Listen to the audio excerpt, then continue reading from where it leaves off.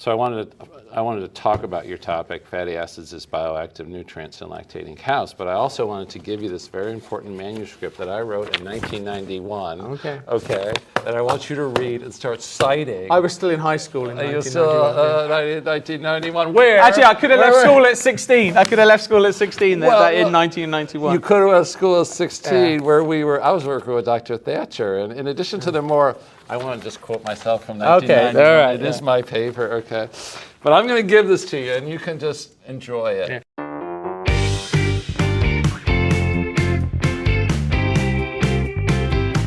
Hello, everybody. This is the Dairy Digression podcast. I am Dr. Matt Lucy, and I will be your host for recording from the 2024 American Dairy Science Association annual meeting in West Palm Beach, Florida.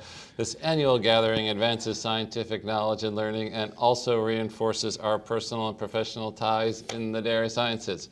Hey, if you missed this meeting, you messed up, but you don't have to mess up next year. Yeah. You could go next year. So next year is going to be in Louisville, Kentucky, June 22 to 25. Mark your calendars. Abstracts will be open in the fall for that meeting. Get the cows on doors, get them in the barns, take them blood samples. Yep. You don't get an abstract without a little work, right, Adam? Nope. And they'll probably all be submitted on the last day that they're due. The last day that they're due. We know that, you know. So, and look out for more, more special episodes from this meeting where we have some of the top minds. And today in our podcast, we have professor and dairy nutrition icon, Dr. Adam Locke. No E on the lock, please. Who is professor and associate chair of farm operations in the Department of Animal Science at Michigan State University. His research and extension programs are well known and focus on both dairy production and human nutrition and health. The central theme here, it's all about fatty acid nutrition and sort of what it means in terms of cows. Scopus lists 134 publications, 133 in the Journal of Dairy Science or JDS Communications, as far as I can tell. Journal of Nutrition, I bet you probably published there. Back in the day, more with Dr. Bauman, there was a lot of Journal of Nutrition. And then over 6,000 citations and a very handy H index of 42. Welcome, Adam. Thank you very much. Fantastic. Nice to see you again. Yeah, nice to see you. Adam and I are old friends, so if it gets a little crazy, it's because, you know, what can you do about that, right? Yeah. So you were born in like Brooklyn or something. With that accent. Yeah, Brooklyn native. East of Michigan. Eastern Michigan, that's where you were born. No, you were born in the UK. Yep, southwest of England, Devon. Devon in the big heartland of the dairy industry. Why do I know that town? Well, that's a state, a county. We call it a county. It would be your state equivalent. Oh, yeah. North Wyke's down there. You may have known that. Okay. Or Dartmoor's there if you'd heard of Hound of the Baskervilles, you know, Sherlock Holmes. That's where cultured people would have read that. This town was. Okay. Yeah, no, so Devon, you know, I'm from a village of about 600 people. Awesome. Born and raised on a dairy farm down there. So what'd you milk? How many cows? 4, 8? It was about 110. What? It was a mega dairy? It was a reasonable sized farm for that time of year, but very, you know, rolling hills, pasture feeding in the summer and spring, indoor housed in the fall and winter because it was too wet to be outside. All grass silage when I was younger, and then they started introducing maize, corn silage when I was getting a bit older there. But my dad used to be in partnership with his older brother, and then in the early 80s, my dad bought his older brother out, and then of course quotas came in, so it kind of sort of stymied any growth, my dad. So my plan all along was to go home and milk cows. And it's a beautiful place, I assume, to milk cows, and you get enough rain there so the grass will grow. Yeah, plenty of rain. Yeah, so you know, pasture and concentrate feeding. So you went to school and you wanted to major in, I don't know, biology, art history. What was the story? Weren't you an art history major? Oh, yeah, you know, I'm very cultured like that, yeah. No, I was ready to leave school at 16 and go home and to milk cows. Oh, yeah, okay. In England, in the UK, you can leave school when you're 16. And my mum and dad said, no, you're not. Wow. You know, so... And then so I stayed on and did what I call our A-levels, which would be the equivalent to going through senior year here. Yeah. And then I said I was ready to come home, and they were like, no, you're not. Oh, my. You know? So myself and a cousin of mine were I think the first in our family to go to college, university. So I looked at Nottingham, Reading, and because they were the big ag schools in England at the time, and I ended up I chose Nottingham because their agricultural campus is at Sutton Bonington, where I know of you visited, there, which is much more rural. You're right. And so that was the logical choice, and I ended up staying there 10 years and did undergrad and PhD and postdoc time there. So who was your PhD with in Nottingham? Phil Garnsworthy. No way. Yes. Really? Yes. Oh, he was good. Yeah. He was good. Well, so he was probably the first person that showed in the early 80s at Garnsworthy and Tops, higher body condition cows at calving, ate less, mobilized more body fat. Right. So I kind of started that whole body condition score, early lactation, and then he ended up doing quite a lot of fat feeding work, and the end of his career more was in reproduction and nutrition, with him and Bob Webb and George Mann and others. So. There's just kind of an iconic group of dairy scientists working in Nottingham. Yeah, because Eric Lamming was there as well. Lamming was there. These were all just people that we all read, growing up. And Phil Garnsworthy's work on body condition score, and that really influenced a lot of my thinking about appropriate body condition score during the dry period, and it took a while for people to kind of understand that. Yeah, and then it became popular again, and it was like a new thing that got found out in the last 15 years or something, right? But so for those people that are maybe reproductive biologists, then we're going to have to slow down for the reproductive biologists out of, okay? So we got to kind of backfill some stuff. Okay, so for you repro guys out there, this is going to lead to letters about the podcast, but you have to understand I'm a reproductive biologist, so I can make fun of us. After I finished my PhD, my first postdoc was with Bob and Phil at Nottingham doing some of that nutrition repro work. Oh, fantastic. With the, following on from some of their, altering insulin levels in early lactation. So I have quite an interest still in some of that area. So what we're talking about is the fact that, I don't know about in the UK dairy, but in American dairy, we've been kind of slowly dialing down the expected body conditions for dry cows, sort of bringing it down a little bit. Yeah. In part because of Phil's work that showed if they're way up here, they're just going to lose all that body condition. You're going to have metabolic problems, and and so that was really, people were so fearful of having a cow that was maybe a little too thin in the dry cow pen, but you might be better off if she's a little too thin than she's a little too fat. Well, and the Wisconsin group are showing that now with some of their field data, aren't they, about better reproduction in those cows that are losing body condition. Right, and so it was really important. He had some beautiful data on that. He actually, I think it was his work where he actually had cows that were below 3, and he watched what happened to their body condition. And if well fed, they're real aggressive at the bunk, and that was his PhD work. That was his PhD work. So in the early 80s. So you can do very well if you at least start with a cow in appropriate body condition. I mean, that really is quite helpful. So UK, I didn't know you were Phil Garnsworthy graduate, and again, the people at Nottingham are iconic. I don't know if there's still a big dairy science group at Nottingham or not. Phil's just retired not long ago, and Bob Webb left there. They have a good dairy facilities. They built maybe 10, 15 years ago. Okay. So I think there and Reading and Harper Adams, they do a lot of dairy. Liam Sinclair, who's at Harper Adams now, he's a Phil student. What would you say about the UK dairy, the state of the UK dairy industry right now? Well, I'm quite removed from it, but I went and visited up in Canada in October with about 15, 20 young dairy producers that were coming over with Kite Consulting, which is a big advising group in the UK. And I was blown away by the size of their farms. There was a lot of them there had over 1,000 cow farms, some with multiple robots. So, similar to over here where there's a lot of amalgamation, I think. Their farms are getting bigger over there. And I think not that dissimilar to here. There's still going to be a lot of the pasture-fed dairy cows in the areas that support pasture growth, right? Right. The one thing I do say, there's a lot less academia-industry relationships I've found over there than here. But do you get home very much? Not so much the last couple of years, no. Okay. Not work-wise. I've been back pre-COVID. I'd sort of tie in some work and some family trips. My family are in Devon. My wife's family is up from Durham. Okay. We actually met at Nottingham doing our PhDs.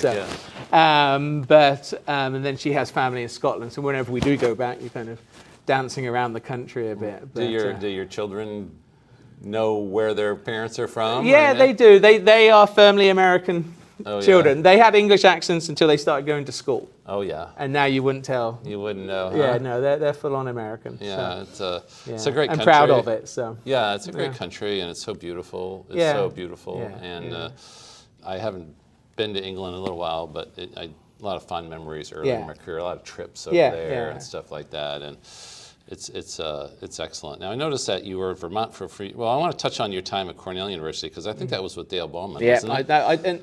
A lot of people thought I did my PhD with him, but I actually did my PhD with Phil, and then I postdoced with Dale. Yes. That was a once-in-a-lifetime opportunity.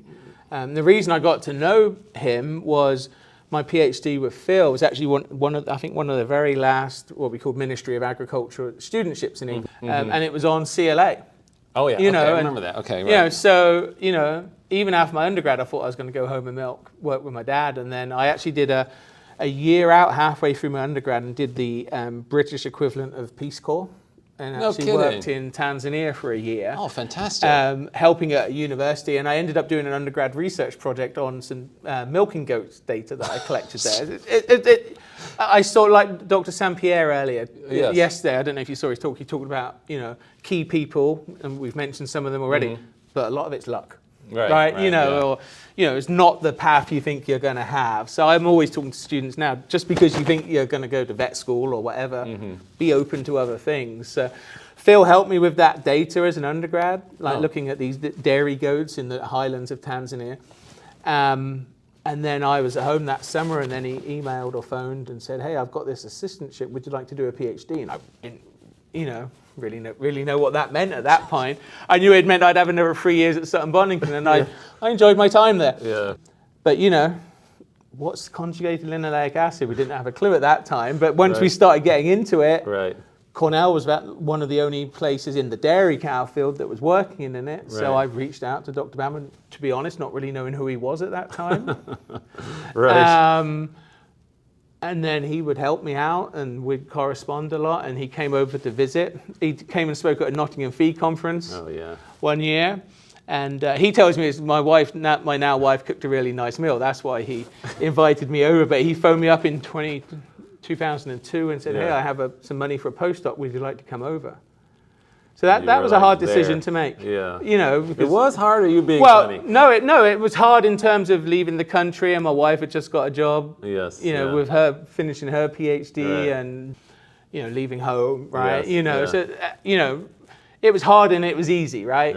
Career-wise, it was a fantastic opportunity, and Dale's been a mentor, a father figure to me ever since. We still speak a lot. Yeah. So I was there about 4 years, and I would have happily stayed there longer, but you kind of age yourself out of postdocs at a certain point, right? So. Yeah, Dale was just a professor of dairy nutrition at Cornell, and everybody's favorite person because he's so humble, right? Yeah. So brilliant. Member of the National Academy. One of the only 2 or 3 animal scientists, I think. So, just brilliant. And of course, he was kind of I don't know if you I'd call him the father of the BST, sort of. Yeah. He always said all of his work was in acronyms, BST, CLA. Yeah. And then the CLA story was a great one of conjugated linoleic acid and its effect on milk production. And so Dale, having, gone through that and at Cornell, that must have been tremendous. And I'm sure that your wife probably loved Ithaca. Ithaca's beautiful. Yeah, right?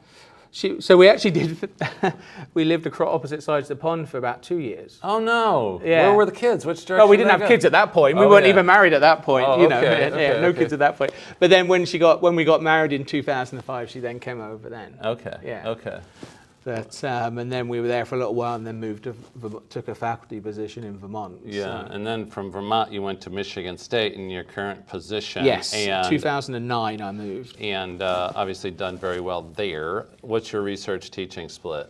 I actually have a research extension appointment, 60-40, so I don't teach undergrads. 60-40? Yeah, which for my program it's hard to know where the applied research extension. I think extension is at the academia level now is very different to what it was 10, 20 years ago. And what how many people you like to have in your lab? What's a comfortable lab? Well, right now I have my lab manager, which is Lynn. She's been with me a long time. Actually, used to be an undergrad researcher in the lab. Oh, no. Now she's my lab manager. Yeah. I have a postdoc, and I think 4 graduate students right now. And we all 2 PhD, 2 master's students. So not a huge lab. Yeah, no. When I see the cost of it makes, the dollar amounts is, it's the right amount. I don't think, our farmers wouldn't handle any more students, Right. For running research studies right now. Right. But it's a good number, and I've been very fortunate with support from some federal. I do a lot of my USDA work. A lot of it's done with Andreas Contreras in our vet school with good friends and colleagues. Right. And then a lot of applied support through industry and some actual research. But I've been some companies in Michigan, nutrition companies, have actually helped support students. Just supporting the student, which really helps free up, money to then try and see what we can do research-wise. Do you have any philosophy that, you've been trained by some of the greats, and one of the things I always think about is how, we have a lot of, our demographic is young people, and I just say it really matters who you train with. Absolutely, yeah. And so Garnsworthy and Dale Ballman and these people are just... And they were very different mentors. Yeah. Do you have any philosophy about your training of students that you think, kind of that? Well, I guess you might get one answer from me and one from a student, right? But well, they're not here. No, so I think I learned a lot watching Dale. Okay. And then also, I think it doesn't matter what stage you are in your career, having mentors is important. Right. Like when I moved to... One of the reasons I moved to Michigan State, I actually had an offer at Ohio State and Michigan State, and they were both great opportunities, but I really wanted to learn more from Mike Allen, BD, Vanderhart, so they've all been great mentors. When I first got there, Mike Allen really took me under his wing, and I've always been very grateful for that. That really honed or sharpened my, because when I went to Vermont, I was doing all human health. What? Milk, fat, human health. No way. Because they shut the dairy not long after we got there, but that's a story for another day. So Mike really helped me get back into large animal dairy cow work. I can't believe it. There was a period of time you were out of the dairy. Well, I was doing milk, fat work, but I was doing work with guinea pigs and hamsters and, that some poor little mice. guinea pig. I know, that poor little guinea pig. That's where a lot of my general nutrition work is in. So, I did not know that. Yeah, but having mentors, that's one thing I always tell students, wherever you are in your career, you having mentors is important. Right. They don't have to be your official mentor. Right. But having mentors, I think, is really important. I tend to joke around a lot. Yes. I try and meet with them. I'm not so much the person to set up a 2 o'clock every Tuesday and Thursday we're meeting. It's more of, if I always like to tell students, if my door's open, come in. Most of the time I leave it open. Right. Right. And I'm very much, if you work hard, play hard. Yeah. Most of the time that works out. That works out. So I'm not a person that's checking and saying, well, it's 9 o'clock, where are they now? Kind of thing. I've never done anything like that, especially more and more nowadays, you can work from anywhere, right? COVID showed that as well. Right, yeah, changed things. But I like to have the personal connection. Right. That to me, that's important. And, I like to think most of the time graduate students leave the program, especially that PhD, if they're going into industry and academia, that you can be your friends at that point. Right, yeah. And then that, so some of those connections I have just seen people around here today. So this is my first time at the meeting since COVID, that just having those personal connections and friendships for me is really important. But I realize I'm getting a bit older now because in the fall now, I'm going to have my first academic grandchild come and work with me. Getting old. I know. You are getting old. So Jackie Boorman was one of my first PhDs at Michigan State. Yeah. Who's doing an outstanding job at Purdue University now. And her master's student, Kirsten, is just finishing up this summer, is going to come and do her PhD with me. So I'm excited about that as well. This is not good. I know. This is not good. Yeah, it goes... Because do you ever have any days at work where you can just do whatever you want, and if you have a day that the students are gone, and what would you do if you had a day that you had no interruptions? Oh. Don't say catch up on email, because that's not good use that's of your not time. good. Reading manuscripts that students have got on my desk probably is the good one. And the things, one of the stuff I enjoy the most is interacting with industry. Okay. You know, I really enjoy that part of it. Yes. And getting my students, connected with people in industry as well. But, the connections with the dairy nutrition industry are what's really important to me. But, if I was doing nothing, there'd be some English soccer game on somewhere. Or, somewhere. There must be somewhere. Yeah, somewhere like that I'd be doing that, or traveling with my family as well. Must be an old episode of Ted Lasso I could catch, right? Oh, Ted Lasso is a very good program. Yeah. So the Michigan dairy scene. Okay, I'll clue everybody in. Michigan. So big exciting thing in the Michigan dairy scene. What? Is that we broke ground last month on a new dairy farm. Right there. What's happening with the new MSU dairy right there? Yeah, What's so happening? They broke ground last month. There's a lot of dirt being pushed around right now. Oh, really? Yeah. You must have commercial contractors instead of university people working on that. I've avoided all of that. Big You're not going to step into that one. No. Big kudos to Barry Bradford from our department side. He spearheaded that on our department side and worked a lot with our college and with outside. And we're very fortunate. There aren't many universities building new dairy facilities now, amazing. but it was kick-started by an investment from the state of Michigan. I think they put in around 25 to 30 million to kick-start it, and then our experiment station and the university are doing that. So we have a 200 cow tie stool facility right now. You're going to be in heaven. And we're going to be milking about 650, 700 cows, and there's going to be 2 robots, and then I think it's a double 12. And double 12, 2 robots. How many cows? About 650, I think. 650. I think so. We'll be milking about 500 through the conventional parlor. We're going to have individual feed intakes, the automated weigh scale for I think at least 90 cows. Oh, it's going to be wonderful. The science you'll be able to do, right? Yeah, or just transition cow studies. How much quicker we can get through some of those, right? Yeah. But it's very exciting. There's been a lot of planning, and there's been some give and take on, right? Where the money, how far will that money go, right? But it's exciting, and they reckon by the end of fall next year we might be moved in. Wow, and the cows are still at the old dairy for now, right? Yeah, I hope so, because we got studies planned right now. So.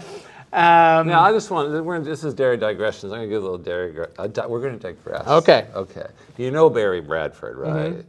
Member of the ADSA board, good friend of both of us. Have you ever seen the tie stall facility he built at Kansas State University? I've seen some pictures of it, but I've not, It is like a tornado, an F5 could hit that thing and it would survive. So you better check and see what he's building for you, okay? It'll be well built. It's Barry, okay? Yeah. He likes stuff that don't break. Yeah, all right, and he, like I said, he was instrumental in that. Yeah. And I don't think we would have got it over the finish line if I can't comprehend how many hours he put into that. Yeah, so he's that kind of guy. I give a big kudos to him for that. He's that kind of person. And good. Yeah, we're excited, and it's great. Hopefully we can keep the research coming in. Right, and of course, Michigan is a very proud dairy industry. I don't know how many cows you have in Michigan. What, 200 or 300,000? Yeah, maybe? Something like that. For a long time now, the highest producing milk per cow. Right. Oh yeah. Okay. So you're still there. Yeah. I think our dairy industry is very progressive. Right. Solid people. Right. Yeah, and they pick up new ideas. I think very well, and obviously we have a good climate for dairy, right, and plenty of water around as well. All around that darn state. Just drop a line in it. And, there's some pros and cons to that as well, right? So Michigan's very proud, and they have an outstanding dairy science department. There's no question about it. And I think we're very lucky that we've had a lot of good people there, and we've been able to retool as well. When Dr. Beatty left, we were able to bring Barry in. Right. It's right. I would like to know how many points you now have in the new ADSA rewards program. I need to check on that.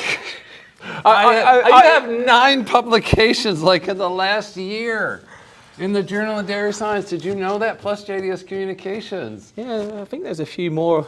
There's somewhere. a few more out there? There's a few more in print somewhere. It's not like, what are you going to be, like triple gold platinum? Is that your idea? Well, we used to give Dr. Beatty a lot of when they pulled the previous one. Me and Mike Allen, others. Actually, that was me. Yeah, okay. Well, we gave him a lot of grief about that because that was a great program. Right. And we always used to joke, we should do it like Delta.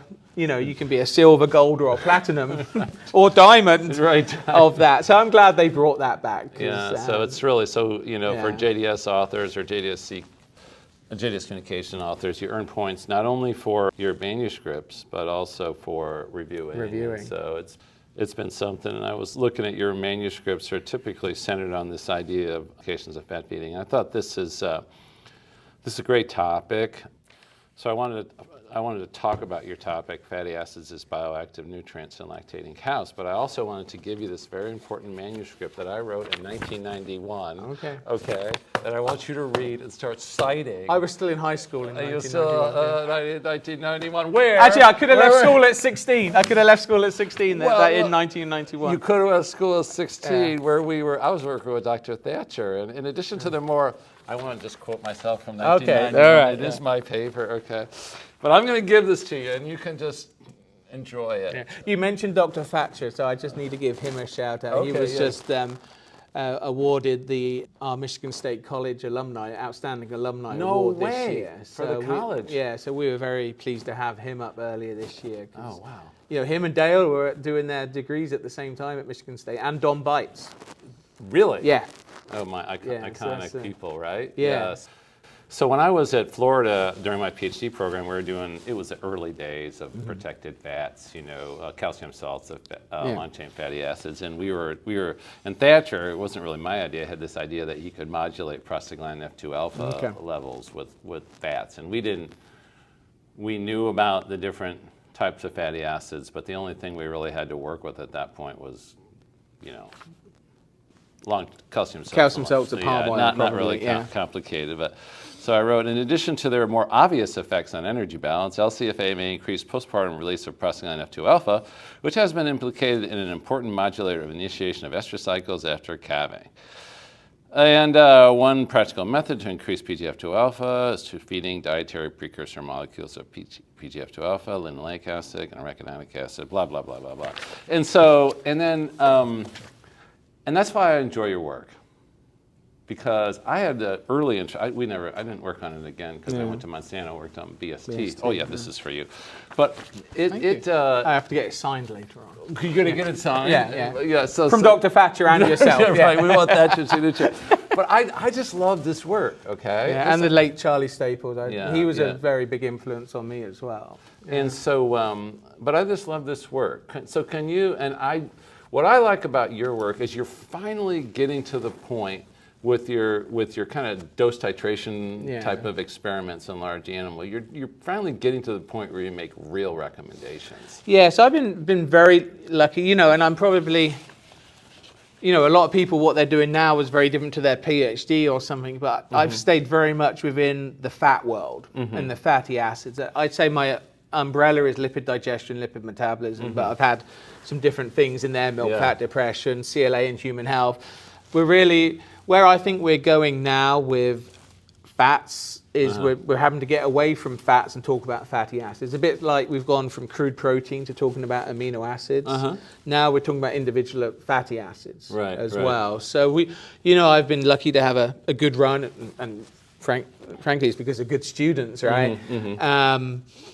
Of being able to look at some individual fatty acids, and then we got into some of the combinations of fatty acids. We made blends, which my original idea for doing that with Jonas D'Souza for his PhD was based on a Garnsworthy idea we had for my PhD, where we bought different vegetable oils and blended them together to look at CLA levels in milk. So we kind of took it to that. But we started off in post-peak cows around palmitic acid, milk fat.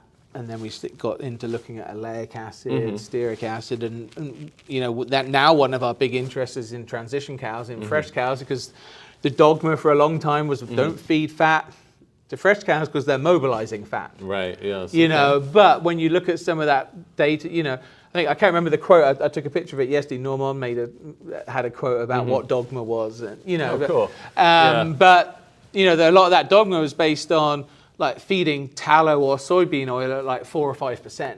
You know, so you know, everything we try and do, I because of my extension role, and you know, I'm very an applied person, right?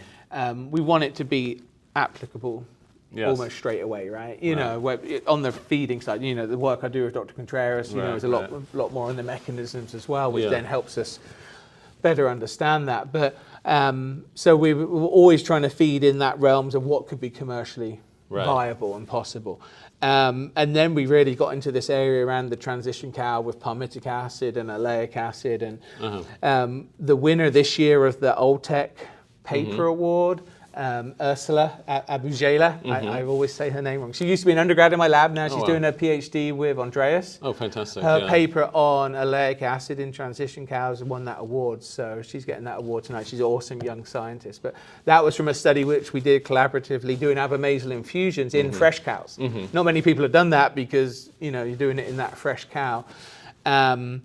And then they were really able to start unpicking some of the mechanisms that helped explain what we were seeing production-wise, where we often, with the palmitic oleic blends, we're seeing improvements in production, actually less body weight loss. I thought that was interesting. Yeah, so that's interesting. Yeah, that's really kind of cool. And of course, a lot of questions people ask, well, what about the repro? But our dairy farm isn't set up to have the numbers to look at the repro measures, and that's something I'd like to maybe do more of in the future with the new dairy, or take it out into a commercial setting sometimes. And I saw some nice, you were starting to look at some mechanisms and how this could work. And I guess what I sort of liked, and we've been on some speaking engagements together. I remember we were up in Ontario somewhere at the at a nutrition conference. I don't know what we were doing there, but what I liked about your data is that it's really starting to kind of come together, make sense, concrete recommendations. You know, sometimes when studies are poorly done or poorly controlled, you know, the bars are going all over the place and people are making stuff up. But your bars are very, your data are consistent in terms of how they're responsive. Yeah, they're pretty consistent. We, you know, some people say, oh, here's Locke doing another palmitic study or something like that. But to me, they're all a little bit different. But I always remember Dr. Bauman saying, you can't answer every question in one study. Or if you try to, you muddle it so much. And that's often what I'll say to a company that maybe we're interested in doing some work together. They want to try and answer everything here. And I'm like, well, we can't. Maybe that's an question for another day. Let's do this one first. So, you know, do it in incremental steps to try and address some of these things. So. You know, one of the things I just want, I did, in your abstract, I did italicize one thing, and we're going to have to wrap up in a few minutes. But, and I could, you know, I could talk all afternoon, you know, but the, on peripateuric cows, you wrote this, okay? I'm quoting Adam Locke, okay? All right, maybe it's ChatGPT, I don't know, you know, but the, according to ChatGPT, in peripateuric cows, Cis9-18-1 limits lipolysis, improves adipose tissue insulin sensitivity, and may enhance mitochondrial biogenesis and function, minimize body weight loss. Well, I thought, okay, so now we're going to get really geeky, Adam, but I know you can handle geek. So don't get too technical with me, because But I thought the whole idea of a high production cow is insulin insensitivity, glucose going to the mammary gland. I thought we wanted insulin insensitive cows, and you're trying to get them to get fat. No, I'm not trying to get them to get fat. It's about balance. It's about balance, right? You know, that's a very academic. I think if we can, it comes back to that thing with Garns we were talking about, or what. Milo Wiltbank and Fricky are talking about. You know, if we can minimize the fluctuations in body weight loss, I think it is very important. You know, and if we can stop them losing too much body weight, maybe stop them going into too much negative energy balance, maybe they'll start cycling, you know, earlier, get back into energy balance quicker, right? But I think the oleic acid piece in there, that a lot of that quote actually comes from that paper I was just talking about from Ursula, and She has some abstracts now on mitochondrial function as well, and nice stuff, it actually ties in really nicely with some human nutrition work that she was showing me. But with the blend of the palmitic and oleic, she was telling me this yesterday, in the human literature world, when palmitic acid can lower mitochondrial function, but oleic acid brings it back. Right. So in the dairy cow, are we getting some of the benefits of the palmitic acid, which we see on fiber digestibility, improvements in fat yield, which are improving energy-corrected milk? You know, we're paid on pounds of fat and protein now, right? But then the oleic acid is improving fatty acid absorption, so we're getting more of the diet absorbed on the fatty acid side, and maybe we're reducing body weight loss. There's a lot, you know, can we get more milk production without losing more body weight in a fresh cow is kind of a win-win situation, right? It is, right. It is. And then what we're showing with some of that is if you can get them to peak higher, right, as we've known for lots of different things, we should hopefully continue a higher level of production. But when we fed some of those blends in fresh and peak, the study I showed today, we were over 6 kilos more energy-corrected milk. I saw that as a huge bump. It's huge. Yeah, it was a huge bump, you know, and so I think it's interesting. So, and then one of the other things where we've gone on that applied side with some of this now is with the higher oleic soybeans that are out there now, and that's especially in like Michigan and the Midwest where farms have been able to grow soybeans. There's a huge buzz around. Can we grow more of our homegrown fat and protein? And so you need some of those soybeans. It would be a blend, though, of those. Well, in some of our studies, so in the fall, we're going to feed them in a transition cow for the first time. Nice. But in those other studies, they've been in post-peak. But we've been feeding them doing dose responses with them. But then they're supplying a lot of your protein, especially bypass protein if you're roasting them, and a lot of the additional fatty acids in the diet. So they can be they're very attractive. Yeah. In the dairy nutrition world right now. And then of course the potential anti-inflammatory effects you mentioned for EPA and DHA, which we know we're really always battling unwanted inflammation in the cow, you know, and that's the beauty. I mean, for someone like myself who's in that real applied setting, I've always used to say, if I could describe my late dad now, if I could talk to him about a study and he could understand what I'm doing, I thought, right, I'm doing the right study. Right. But I have the ability to work with Andreas Contreras right now and Barry Bradford. So on that DHA work I briefly mentioned earlier, all three of our labs came together to work on to do it. And, you know, I'm very lucky, very fortunate like that to work with those two people as well. So. As a fellow dairy scientist, work in the repro world, when you give a talk, you always come across as a scientist, and you always come across as the Dale Ballman kind of element of it all really comes through strong. I appreciate that. That's means how a lot. Dale was. Yeah. He was always like that. Right? You always, and I was listening to you today, and I was like, wow. This guy gives a good talk. I hate speaking after him because I won't be any good. It's the worst thing in the world. It's like speaking after Donna Barry and stuff. Oh, God, not after Donna, please. But my accent's easier to understand than his. It's true. Yeah. He gets going. You can't figure out what he's saying.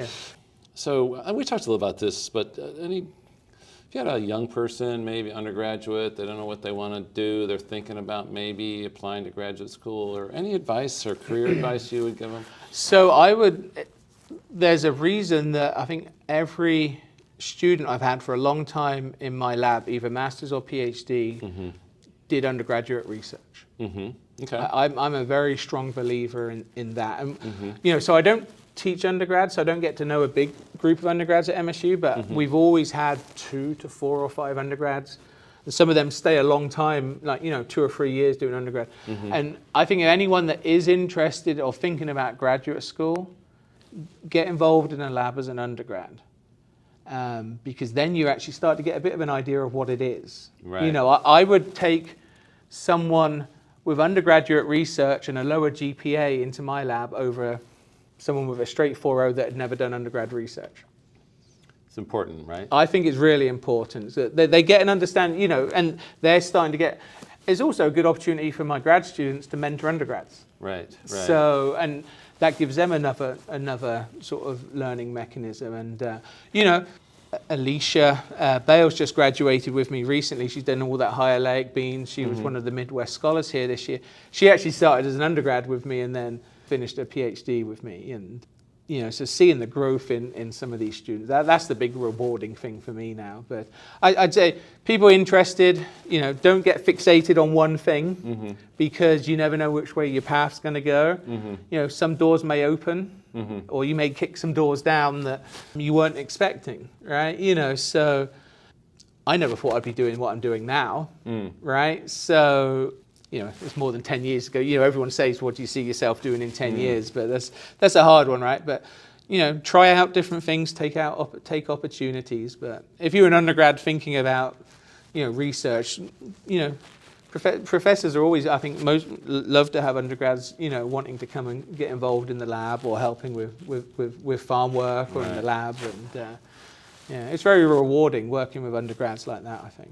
And I think one of the things that comes through just in this conversation is that it would be fun to work for you. I mean, I know there's a lot of hard work, but it seems like it would be fun. I'd like to think the lab's fun. For my lab, a key thing is my lab manager, Lynn, who's been with me for 7 or 8 years now. She keeps, I mostly tell, if someone asks me a question, I'm like, oh, you should probably go and ask Lynn that, but having that continuity and that anchor for the training side is really important. But we like to have some fun as well. Yeah, and you can, and so I'm assuming if you're not a scientist, you would be a dairy farmer. Yeah, I'm pretty sure that's what I would have been doing. So. Again, I really appreciate you accepting the opportunity. No, this has been fun. I appreciate it. Thank you. And maybe we'll get you on again some other time, do it Love again, to. maybe, and talk about some other aspects of your work because I know everybody's interested in what you do. Interested in learning more from Adam Locke on optimizing milk fat? Join us for our upcoming and first ever Applied Nutrition Day of programming at ADSA 25, including the Applied Nutrition Symposium entitled Milk Pricing Dynamics and Strategies for Enhancing Milk Fat Production, featuring today's guest, Adam Locke, speaking on optimizing milk fat, aligning dairy nutrition with genetic progress. And I'm going to say my concluding remarks. Okay, go for it. Already, unless you want to read it. You want to read it? No, you do it. I appreciate the invite, and it's nice to catch up as well. So. All right, everybody, that brings us to the end of this episode of Dairy Digressions. Don't forget, if you enjoy Dairy Digressions, please like, subscribe, and if you have feedback or suggestions for speakers, please tell us at adsa@adsa.org. This has been Matt Lucy, your host. Until next time, enjoy your science. Thank you, Adam. Thank you, Matt. Appreciate it.